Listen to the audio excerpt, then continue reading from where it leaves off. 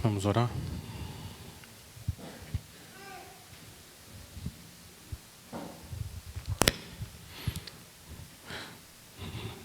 Espírito Santo, bendito, nos ajuda a buscar o Senhor enquanto Ele pode ser encontrado e invocar o nome do Senhor enquanto Ele está perto. Que a gente abandone o nosso mau caminho e que a gente se converta ao Senhor, que se compadece. Que a gente se volte para o Senhor, que é rico em perdoar. O Senhor diz que os teus pensamentos não são como os nossos pensamentos, e os teus caminhos não são como os nossos caminhos, Senhor. Assim como os céus são mais altos que a terra, a gente pede, Pai, que o Senhor use a tua palavra para regar o solo do nosso coração, que o Senhor faça brotar fé. O Senhor diz que assim é a palavra que sai da tua boca, ela nunca volta vazia, mas ela sempre faz o que apraz ao Senhor e prosperará naquilo que o Senhor designou. Que a tua vontade santa seja feita agora que nós estamos diante da tua palavra, Senhor. Essa é a nossa oração no nome do Senhor Jesus. Amém. A gente vai começar hoje uma série dentro da série de Mateus sobre as parábolas. O capítulo inteiro de Mateus 13 é um capítulo de parábolas. Parábolas são histórias. Histórias que o Senhor Jesus contou comparando coisas dessa vida com realidades espirituais para falar do reino de Deus. Parábolas são histórias com comparações. Jesus usou o mundo da agricultura, o mundo da pesca e a natureza para falar de fé, graça, esperança, salvação, julgamento e muitas outras realidades espirituais. Ele usa as parábolas para falar do reino que ele veio inaugurar, trazendo perdão dos pecados e vida eterna para todos aqueles que têm ouvidos para ouvir, olhos para ver e um coração para entender e serem convertidos. Então hoje a gente vai olhar para a primeira parábola. A primeira parábola é a parábola do semeador. Parábola do semeador.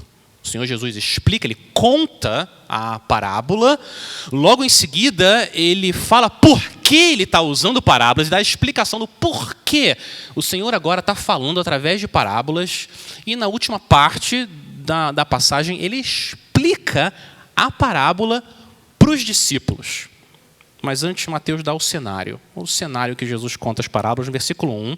Naquele mesmo dia, Jesus sai de casa e ele se assenta à beira do mar. Nesse ponto, a fama de Jesus já se espalhou por toda a região, ele não consegue ficar sozinho. Era tanta gente, versículo 2, que ele tem que entrar num barco, se afastar um pouco para projetar a voz dele e as pessoas em pé na praia poderem ouvir o que ele está pregando. Versículo 3, de muitas coisas Jesus falou por parábolas, dizendo eis que o semeador saiu a semear. A parábola de um semeador. E a cena que Jesus descreve nessa história do semeador, ela é mais familiar para alguns de nós do que para outros. Alguns de nós, eu arrisco dizer, cresceram nesse ambiente, na roça, sabe o que é plantar e colher. Outros de nós nunca pegaram uma enxada na mão. A nossa mão é mais macia do que uma almofada. E tem outros ainda que nunca viram uma enxada. Não sabem o que é uma enxada. Mas, de qualquer forma, a história que Jesus conta é bem simples, mas com implicações profundas para a vida de cada um de nós. Então, essa é a parábola que ele conta. Imagina um fazendeiro, um semeador, um fazendeiro que vai andando e ele vai jogando sementes por onde ele anda. E o que acontece com cada semente depende do tipo de solo em que a semente cai. O resultado depende do solo. O primeiro solo é um solo duro, versículo 4, um solo duro. Ao semear, uma parte caiu à beira do caminho, e aí as aves vêm e comem. Esse era o lugar onde as pessoas costumavam andar, e de tanto andar, a terra ficava batida, o solo duro, e a semente não conseguia penetrar no solo. O que acontecia é que os pássaros viam, comiam a semente. O segundo solo, versículos 5 e 6, é um solo superficial. O primeiro é um solo duro. O segundo é um solo superficial. Outra parte caiu em solo rochoso, onde a terra era pouca, e logo nasceu, visto não ser profunda a terra. Saindo, porém, o sol a queimou, e porque não tinha raiz, secou-se. A camada nesse solo aqui, a camada de terra, ela é muito fina. A planta até começa a crescer rápido, mas porque não tem espaço para a raiz crescer e não tem umidade dentro do solo, o que acontece é que quando o sol bate, queima a planta, ela seca, ela não sobrevive. Esse é o solo superficial. Terceiro solo, versículo 7, é um solo sufocado. Um solo sufocado, outra parte caiu entre os espinhos, e os espinhos cresceram e a sufocaram. Os espinhos dominaram o lugar, e a semente não conseguiu brotar e dar vida. Elas ficaram sem água, sem sol, sem vida. As sementes foram sufocadas e morreram. O quarto solo, o último solo, é o solo bom. Esse é o solo bom, versículo 8. O outro, enfim, caiu em boa terra e deu fruto. 100, 60 e a 30 por 1. Quando a terra é boa, o resultado é fruto. Aí no versículo 9, Jesus fala: quem tem ouvidos para ouvir, ouça. Jesus não está falando de ouvidos físicos, está falando dos nossos ouvidos espirituais. Quem tem ouvidos de fé para receber a mensagem que eu prego, ouça, abrace, viva, creia. E Jesus está chamando todos nós a recebermos a palavra dele com fé. No versículo 10, Jesus termina de contar, os discípulos chegam perto dele e fazem uma pergunta: por que o Senhor fala com eles por meio de parábolas? Reparem que os discípulos não perguntam: Senhor, por que o Senhor não fala conosco por meio de parábolas? Não foi isso que eles perguntaram. Por que o Senhor fala com eles por meio de parábolas? Porque Jesus não costumava falar com parábolas para os discípulos. Eles estranham. Por que o Senhor está falando com eles assim, usando parábolas? Uma ideia popular é que Jesus usava parábolas para deixar as coisas mais claras. Uma ideia que Jesus usava histórias do dia a dia para que as pessoas pudessem entender melhor verdades espirituais e ilustrar aquelas verdades. Isso é uma ideia popular, mas não é a explicação que Jesus dá para ele usar parábolas. Na verdade, a resposta de Jesus vai na direção contrária dessa ideia. Jesus dá duas razões para usar parábolas. Duas razões. A primeira é para esconder. Não para revelar. Para esconder. Primeira razão, Jesus usou parábolas para esconder. O versículo 11. Jesus está respondendo a pergunta deles. Por que o Senhor usa parábolas para falar com eles? Por que, Senhor?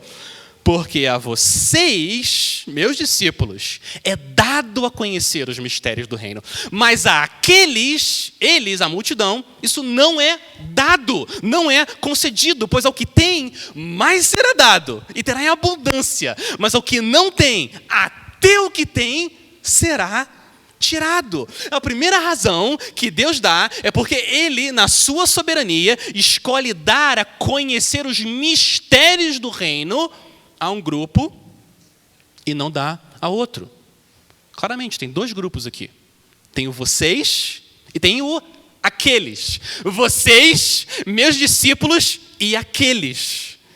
E olha como todas as palavras que Jesus usa, os verbos que Jesus usa, todos eles estão no passado, no passivo, como alguém estivesse recebendo. Ele usa, a palavra que ele usa dado a conhecer, concedido. Ele fala, mais será dado, será tirado. Dado por quem? Concedido por quem? Tirado por quem? Por Deus. Deus que dá, Deus concede, ou Deus tira, ou Ele não dá. A primeira razão, então, que Jesus dá para Ele usar parábolas é no seu direito soberano, para esconder mistérios do reino de Deus de um determinado grupo e revelar depois a um outro grupo, o grupo dos discípulos. Mas a segunda razão que Jesus dá complementa a primeira. Deixa claro por que Deus está, de certa forma, julgando essas pessoas. Por que Deus aplica esse julgamento soberano? Deus usa parábolas para esconder, porque as pessoas não querem crer. Elas não querem crer. Por causa disso, olha o versículo 13. Essa segunda razão. Por isso, de novo, por isso. Por isso que eu uso parábolas. Eu falo com eles por meio de parábolas, porque vendo, não veem. Ouvindo, não ouvem. E nem entendem. De novo, no sentido espiritual aqui. Os olhos e os ouvidos que Jesus fala aqui são espirituais. Eles veem os milagres de Jesus. Eles ouvem o que Jesus fala. E eles não creem, não entendem. Por isso, Jesus fala, eu vou esconder então. Eu vou esconder as verdades do reino em parábolas. Deus está entregando àquelas pessoas a própria dureza espiritual delas. Duas verdades no mesmo texto acontecendo. Deus é soberano e Ele julga de forma soberana aquelas pessoas duras e eles são responsáveis. As pessoas são responsáveis e tão duras, não querem ver, não querem ouvir, elas não querem entender. Quando nós ouvimos a palavra de Deus com fé, é porque Deus soberanamente deu graça para que a gente pudesse entender. E quando a gente ouve a palavra de Deus sem fé, é porque nós voluntariamente não queremos entender. E olha isso, Jesus vê os corações endurecidos da multidão em volta dele como um outro cumprimento da profecia de Isaías, o versículo 14. Jesus entende que, de novo, a profecia de Isaías, que a gente ouviu aqui no culto, está se cumprindo. Assim, nele se cumpre a profecia de Isaías. Ouvindo, vocês ouvirão, de modo nenhum entenderão. Vendo, vocês verão, e de modo nenhum perceberão espiritualmente. Por quê? Olha a causa. Porque o coração deste povo está endurecido. Ouviram com os ouvidos tapados e fecharam os olhos. Para quê? Para não acontecer que vejam com os olhos, ouçam com os ouvidos, entendam com o coração e se convertam e sejam, por mim, curados. Então Jesus está vendo que o que está acontecendo ali, aqueles corações endurecidos, expostos diante da palavra do Senhor e como uma parede, não recebem. Ele percebe que, de novo, está sendo cumprida a profecia de Isaías, como uma... Sabe quando você joga uma pedra num lago e ela vai quicando na água e o tempo vai passando e mais um cumprimento vai acontecendo. Nos dias de Isaías aconteceu o cumprimento. Pessoas duras não recebem a palavra. Nos dias de Jesus, de novo, esse cumprimento. E até hoje, essa pedra continua quicando. E todo domingo, em toda igreja, essa profecia é cumprida. Existem pessoas que ouvindo não ouvem e vendo não veem e não entendem com o coração. Não é que Deus está escondendo a mensagem de pessoas que estão sedentas por Cristo e querem o perdão de Deus. E Deus esconde, não é esse o cenário.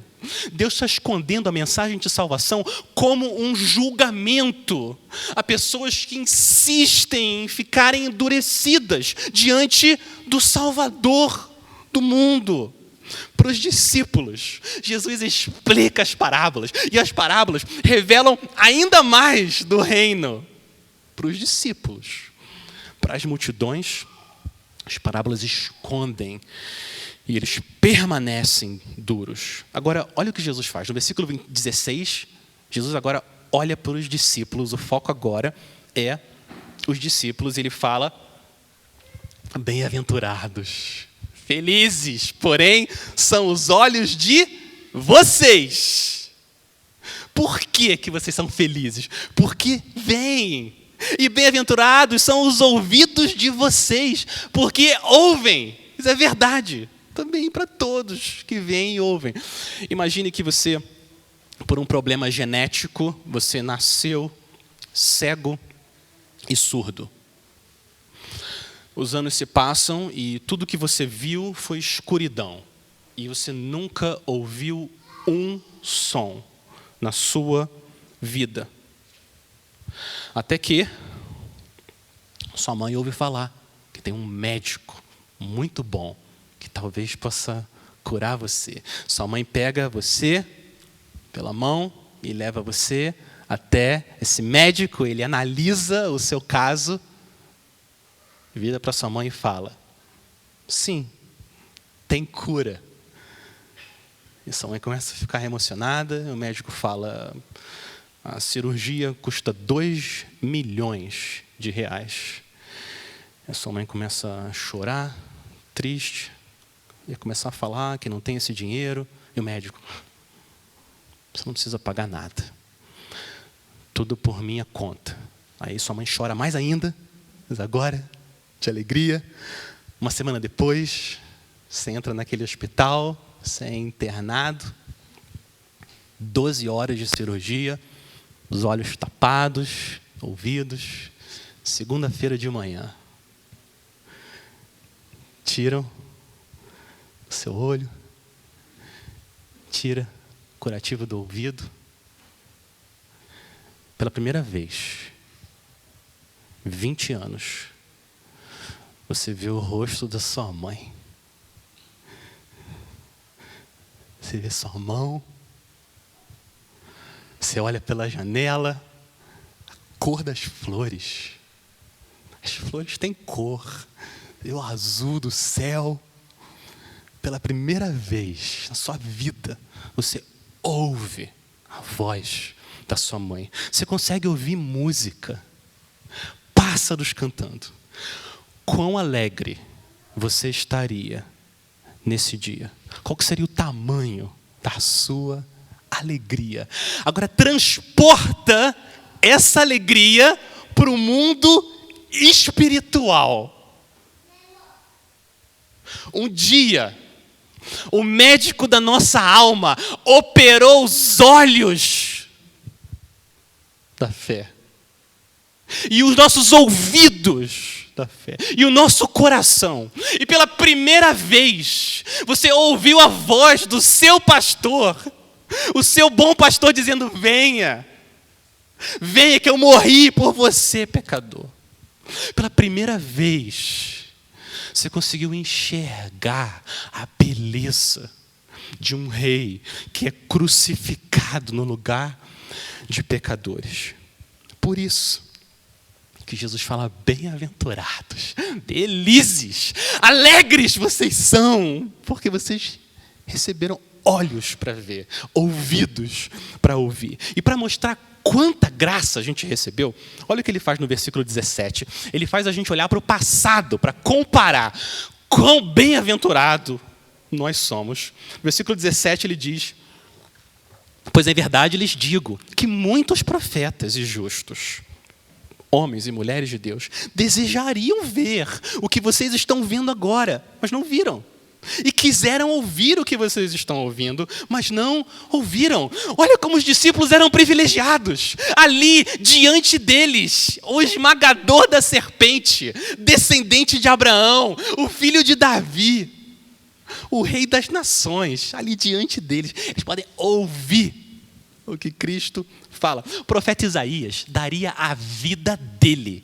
Ele morreria só para ver, ouvir as palavras de Cristo. Mas nem Abraão, e nem Moisés, e nenhum profeta teve acesso às palavras de Cristo. Agora você, hoje, aqui na IBJM, discípulo do Senhor Jesus, você é bem-aventurado. Você é muito bem-aventurado. Você pode ouvir as palavras de Cristo a qualquer momento. Qualquer um. Os sermões do Senhor Jesus que ele pregou estão registrados num livro inspirado por Deus. Você tem acesso as palavras de Cristo.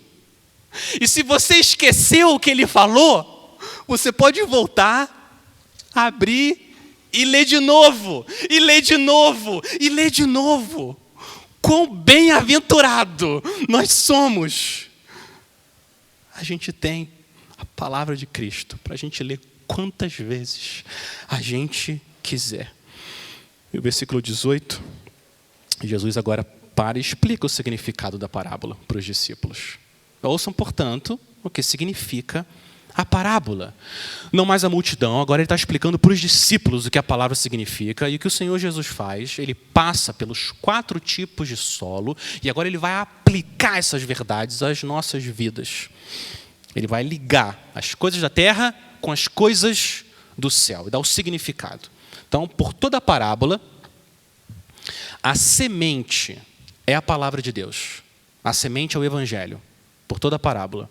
E o solo é o nosso coração. Então, a semente é o evangelho e o solo é o coração. Então, o primeiro tipo de solo é um solo duro. E a pergunta que eu quero animar cada um de nós, a gente trazer para dentro da explicação de Jesus é: que tipo de solo que eu sou? Como que eu recebo a palavra de Deus? Como que eu recebo a palavra de Cristo? Então, primeiro é o solo duro, ou aqueles que ouvem, mas têm um coração duro.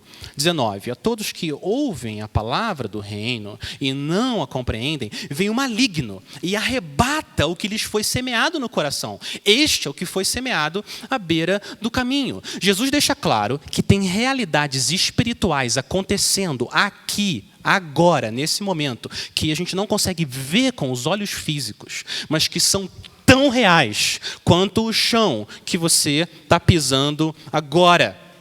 Uma dessas realidades é o arrebatamento.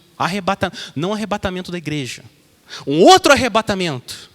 O arrebatamento que Satanás causa na semente que é lançada para o povo. Olha o que Satanás faz. Como um pássaro, ele arrebata a semente da palavra que é pregada, que foi lançada no coração de alguém através da pregação do evangelho. Satanás não é a única causa das pessoas não crerem. Não é a única causa, mas é uma das principais causas. Ele tem poder de fechar os olhos, tapar os ouvidos e endurecer o coração, impedir que as pessoas entendam e se convertam. Olha o que o apóstolo Paulo disse em 2 Coríntios 4, mas se o nosso evangelho ainda está encoberto, é para os que se perdem que ele está encoberto, nos quais o Deus deste mundo, quem que é o Deus deste mundo? O D minúsculo. Satanás, o Deus desse mundo, cegou o entendimento dos descrentes. Olha isso. Para que não lhes resplandeça a luz do evangelho, da glória de Cristo. Olha como a gente precisa de um milagre, uma cirurgia espiritual nos nossos olhos. Porque tem esplendor da glória de Cristo diante de nós. Mas porque nós somos naturalmente cegos, a gente não vê. A glória está ali, mas a gente não consegue ver.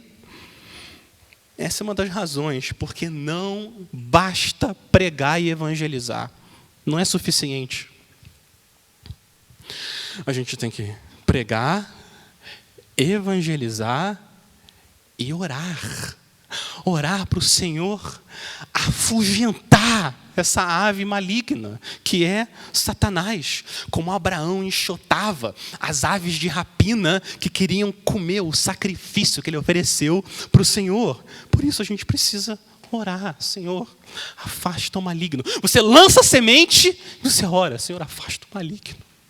Afasta ele. Segundo tipo de coração, versículo 20, é o coração superficial, sem profundidade. Jesus explica: o que foi semeado em solo rochoso, esse é o que ouve a palavra e logo a recebe com alegria. Então parece que houve uma conversão, tem uma certa alegria ali. 21. Mas ele não tem raiz em si mesmo, sendo de pouca duração.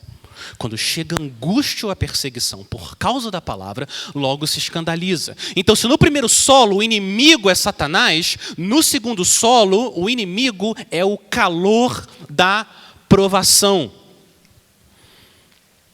Algumas pessoas parecem fazer uma profissão de fé, mas Jesus fala, uma alegria de pouca duração. Algumas pessoas parecem seguir a Cristo enquanto não for difícil. Elas parecem seguir a Cristo enquanto não tiver que ir contra o mundo, enquanto não tiver que ir contra a cultura, enquanto não tiver que pagar um preço, enquanto não tiver um custo. Esse é o solo, coração superficial que Jesus chama. Quantas pessoas nós conhecemos que receberam com alegria, mas quando a cruz teve que ser carregada, elas desistem. Elas largam a cruz. Elas se escandalizam, ou como Lucas fala, elas se desviam. Os raios do sol da aprovação batem e a fé seca. Assim que nasce a aprovação, a fé seca e ela morre. Não é uma fé viva. Um coração superficial não tem raiz para passar pelas provações. Mas no discípulo de Cristo, a angústia e a aprovação têm um efeito diferente. As provações não têm poder para matar a fé dos discípulos. O que a aprovação faz é matar a fé dos discípulos neles próprios, para que surja mais espaço no solo do coração, para que a fé em Cristo cresça e dê fruto. É isso que sempre acontece com as provações no coração do crente. Ele cria raízes que vão de forma mais profunda buscar nutrientes nas promessas de Deus. Você já reparou que os crentes nesse mundo que passam por provação são pessoas mais profundas? Elas são mais fixas. Elas são mais vivas. Porque a aprovação não tem o efeito de secar e matar. Ao contrário, ela traz mais vida. Porque as raízes desses crentes afundam mais e mais e mais em Cristo. É uma força espiritual. Sempre acontece isso. E se tem uma coisa que traz glória ao Senhor nesse mundo, são os discípulos dele, os crentes que sofrem e bendizem o nome do Senhor. Como fica claro que o Senhor é precioso, que não tem nada nem ninguém no mundo igual a ele. Porque eles estão perdendo coisas desse mundo na aprovação e eles continuam olhando para o céu e bendizendo o Senhor. Povo de Deus, que efeito as provações têm tido nas nossas vidas? Qual que é o efeito que elas têm tido? Que o Senhor guarde a nossa língua. Guarda, Senhor, a nossa língua, para que a gente não reclame, murmure contra o Senhor durante as nossas angústias. Que a gente possa receber do Senhor a porção de provação que Ele determinou e a gente bendiga o nome dEle. Que a gente possa continuar cantando do amor dEle na cruz, enquanto o sol da angústia e da perseguição bate na nossa cabeça. Que Ele dê graça para a gente não se desviar, nem se escandalizar. Esse é o segundo tipo de solo. O primeiro é o duro, coração superficial. O terceiro coração é o coração sufocado. É o versículo 22, ele representa um coração sufocado pelos prazeres desse mundo. 22, o que foi semeado entre os espinhos é o que ouve a palavra, porém, as preocupações deste mundo e a fascinação das riquezas sufocam a palavra e ela fica infrutífera. Olha isso, Deus criou o nosso coração para ele ser fascinado. Você foi criado para se fascinar com a glória de Deus na face de Cristo. Mas por causa do pecado, o que acontece é que os nossos sentidos espirituais são atrofiados. E a gente perde a capacidade de se fascinar nele e acaba se fascinando com coisas da terra. A gente foi criado para muito mais. Mas é o que acontece. Isso mostra que nas camadas mais profundas do solo do nosso coração, mais profundas, fé é uma questão de amor. É uma questão de fascinação. É isso que a fé é na sua natureza. Por exemplo, uma situação de trabalho. 2 opções. Eu posso ser desonesto e ficar quieto e ganhar dinheiro, ou eu posso ser honesto, fiel ao Senhor e arriscar perder o meu emprego. O que faz o meu coração ser fiel a Cristo e arriscar perder coisas desse mundo? A resposta é a fascinação. Depende do que me fascina mais. Se Cristo me fascina mais, eu tenho poder para dizer não. Mas se são as riquezas ou a reputação, eu não consigo. É sempre uma queda de braço. O amor maior, a fascinação maior, que tem mais força, vence. É sempre assim. Por exemplo, existe a opção de alguém fazer algo imoral. O que faz eu falar não para a imoralidade e abraçar a pureza? A resposta é fascinação. É a fascinação. O que mais me fascina, o que mais preenche o meu coração, o que mais agarra o meu coração, o que tem mais força é o que vence. Se Cristo, a comunhão com o meu Salvador, um rei que morreu no meu lugar, é mais forte, eu estou mais fascinado com ele, eu consigo falar não para as coisas desse mundo. É sempre assim. A batalha da fé é uma batalha por fascinação. É uma batalha de amor, sempre. Quem ou o que eu mais amo. O solo sufocado não busca as coisas do reino de Deus em primeiro lugar. E os cristãos, todos nós, não estamos livres dessa tentação de sermos fascinados pelas coisas desse mundo.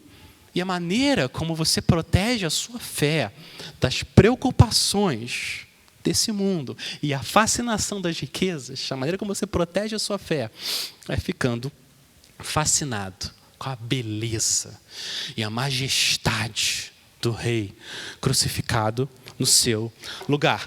Quanto mais encantado você está, mais encantado a sua alma está com Cristo, mais força espiritual você tem para negar os prazeres temporários do mundo. E a atração que o mundo tem para seduzir o seu coração perde força por causa do seu amor com Cristo. Então a sua fé empurra os espinhos das ofertas desse mundo e você cresce e dá fruto para o Senhor. É sempre assim.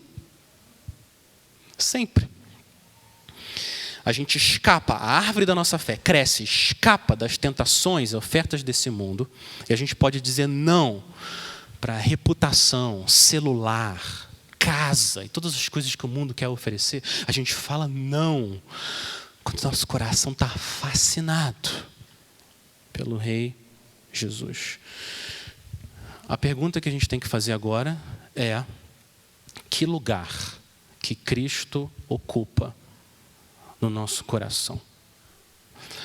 Ele é supremo ou ele é secundário? Quando a gente olha a nossa rotina durante a semana, como que a nossa rotina responde? Cristo é supremo ou ele é secundário? O que a nossa frequência no culto de domingo responde? Ele é supremo, precioso, ou ele é secundário e muitas vezes trocado por outras coisas? O uso que eu faço do meu tempo, do meu dinheiro, dos meus dons, minhas amizades, os meus pensamentos, o que eles mostram? Que Cristo é primário, principal, ou ele fica em segundo plano? Que o nosso coração esteja cada vez mais encantado, fascinado com esse Rei que morreu e se entregou por nós. E agora Jesus chega no último solo, quarto solo. Versículo 23, finalmente, a terra boa. O coração preparado por Deus para receber a semente da palavra e dar fruto. Olha o versículo 23. Mas o que foi semeado em boa terra é o que ouve a palavra e a compreende. Este frutifica e produz 100, a 60 e a 30 por um. O quarto solo é o único solo crente. Esse é o único coração crente. É o coração do discípulo. Esse solo é diferente de todos os outros 3 solos. Você pode reparar nos 3 solos. Os 3 corações ouviram a palavra. Ouviram a palavra, ouviram a palavra. Coração duro, ouviu. Superficial, ouviu. O sufocado, ouviu. Mas tem uma diferença nesse solo. Versículo 23. Ele ouve a palavra e a compreende. Não intelectualmente. Mais do que intelectualmente. Ele compreende com o coração. Ele ama. Ele vê Cristo como belo, maravilhoso, suficiente. Esse é o solo bom. É um amor que dura e persevera mesmo em meio aos ataques do maligno, mesmo em meio às angústias e perseguições, mesmo com as ofertas das fascinações desse mundo. Ele continua crescendo, dando fruto. Essa é uma diferença entre todos os outros solos. O coração do cristão compreende, mas tem uma segunda diferença. A segunda diferença, o único dos 4 solos, o único que dá fruto, é esse solo bom. No coração duro, Satanás levou a semente da palavra embora. O maligno levou e não aconteceu nada. No coração superficial, o calor das provações fez a planta secar e acabou. Não deu nenhum fruto. No solo mundano, o coração sufocado, o amor pelas coisas do mundo, os espinhos, sufocam o coração e ele também, Jesus fala, se torna infrutífero. O único solo que dá fruto é o quarto solo. Versículo 23, final, fala, este frutifica. Este frutifica e produz a 100, 60 e 30 por um. Jesus disse, pelos seus frutos vocês os conhecerão. Essa é a evidência de salvação. Frutos. Frutos. É isso que Jesus está ensinando. Frutos espirituais. Como disse o bispo anglicano Ryle há muitos anos atrás, frutos de arrependimento para com Deus, fé para com o Senhor Jesus Cristo, santidade de vida e caráter, dedicação à oração, humildade, amor cristão, uma mente espiritual. Frutos espirituais são a evidência de que essa árvore é uma árvore que tem fé, que tem as raízes em Cristo. Frutos. Essas são as provas de que a semente da palavra de Deus está fazendo o trabalho dela no solo do meu coração. Frutos. Galhos, frutos pendurados em galhos da perseverança, que tem raízes que se alimentam da palavra. E a quantidade de fruto varia. Em alguns casos foi 100, em outros 60, em outros 30. Alguns de nós, em algumas épocas, estão dando tanto fruto, mas é tanto fruto, que até esconde as folhas verdes da árvore da fé. É muito fruto, crescendo em amor, generosidade, um coração quebrantado, um desejo insuportável de ler a Bíblia e orar e querer viver para a glória de Deus. Alguns de nós dão tanto fruto que não dá nem para ver as folhas na árvore da fé. Às vezes, os nossos frutos estão mais escondidos. A gente tem que chegar mais perto, tem que levantar as folhas, fazer perguntas, pensar muito, procurar mais. Mas tem fruto ali, tem fruto. É uma terra boa. Nesse momento, não muitos frutos, mas tem fruto. Ao longo da nossa vida, a gente tem temporadas de colheitas abundantes. Às vezes, poucos frutos no cesto, mas a árvore da fé está sempre viva e frutificando para a glória do Senhor. Então, agora a pergunta que a gente está carregando, que tipo de solo eu sou, agora ela se torna mais específica. Eu dou fruto. A minha vida tem fruto. Tem fruto. Ela confirma que a minha fé é viva. Amor, alegria, paz. paz, longanimidade, benignidade. As pessoas veem bondade, fidelidade, mansidão, domínio próprio. Isso caracteriza a árvore da fé do meu coração. É isso que Jesus está dizendo.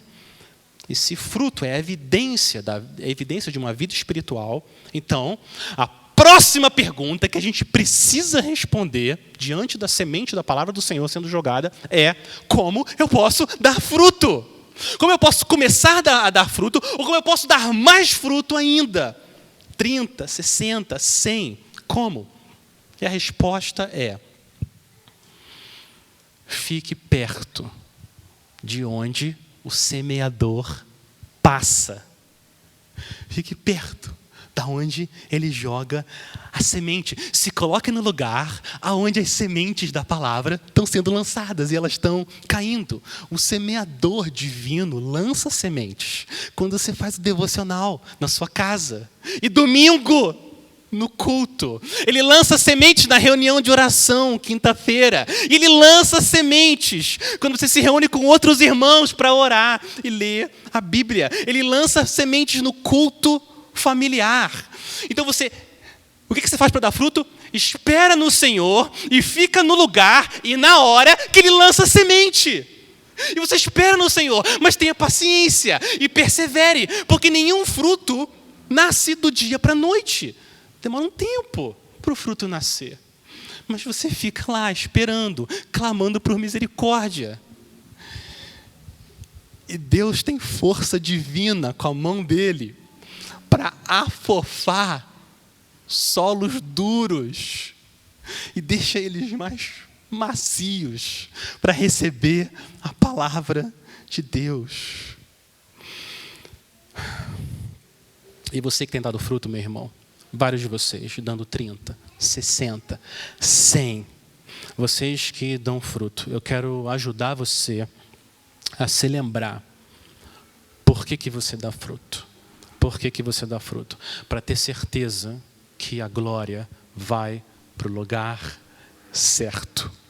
O lugar certo não é você se gloriar no solo do seu coração.